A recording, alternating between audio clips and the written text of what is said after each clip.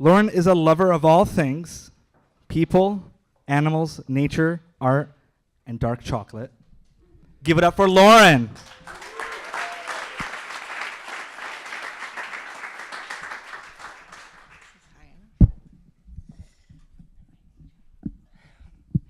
I'm not a tech person, so he might need to. Do you mind? Thank you.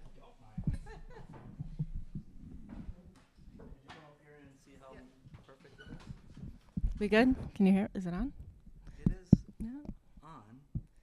Can you hear me? Can Oh, you- okay. Tyler, could I you can't hear turn it. it up a little bit, or Hannah? Just a little bit. What's that? Number one. They're all number one. I'm number two. They're one, just one. It's on. It's low battery, but it's on. I can talk. I have a teacher voice. I can yell. Can you turn it up a little bit? Is this loud? Can you say something? Hi. I'm yelling. Let's give her a Can I round of just applause. do this? I'm cheating. I have notes. Okay. Please close your eyes.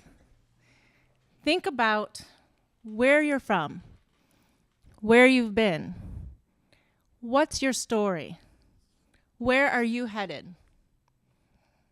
Sit with it just a moment. Now open your eyes. How did it feel? How does it feel?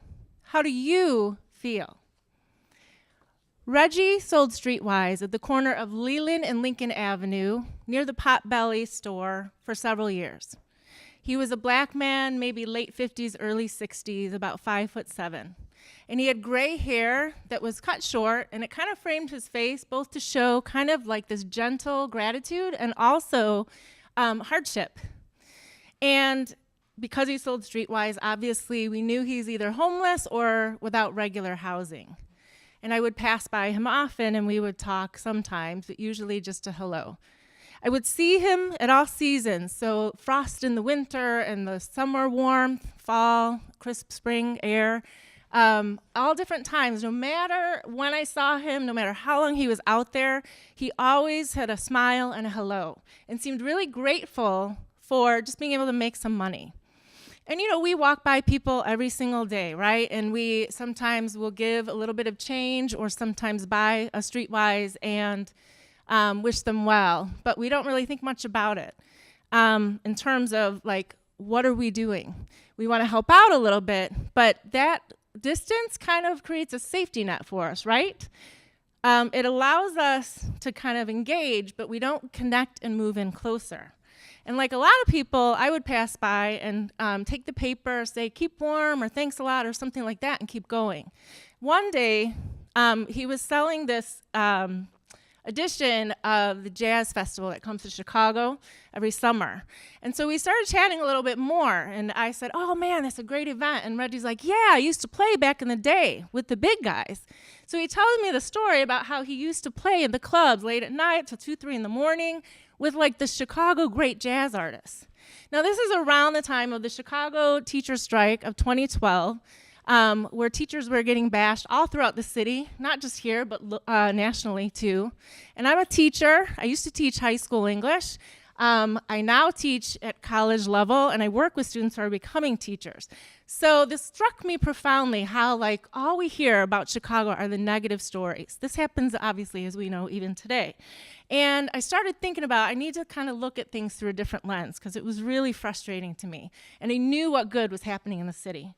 Think about how many times we pass by people, whether it's on the street or in the grocery store or even in the hallways of our jobs, and we don't really know who they are or what value they bring to life, what they're interested in. We don't think about how we connect to them or maybe how we don't. And so that day with Reggie really kind of stuck with me that I need to kind of start looking at more things and paying more attention, not just to what's obvious, but also the spaces in between. My friend Cal is an architect, and he teaches me, that there is this term in the architecture field called interstitial space, which is like the literal spaces between two structures so they can exist. So if you think about kind of like the ductwork in between two floors, the spaces between our fingers, the void in a canyon, the tissue surrounding organs like the heart. And what those spaces do is connect things.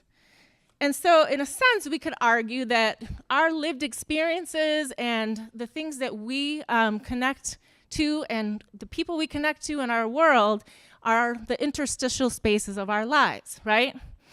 So what about those connections? What about our hearts? And what about connecting to life and love? Reggie was just a guy on the street to most people. But while that was kind of part of his whole experience, he had this rich and varied history that we didn't even really think about. And all the other people around us, if you look at the people around you right now, how do you connect to the people that you're sitting with in this room, even if they're strangers? So what if we took time, instead of looking away, and looked toward others? We're all Chicago. We're part of this narrative. What if we lifted each other up and we highlighted our positive stories? Your story, my story, all our stories together. How can we make that difference? Please close your eyes. Where do you come from? Where have you been? Where are you going? Who tells your story? You can open your eyes now. Thank you.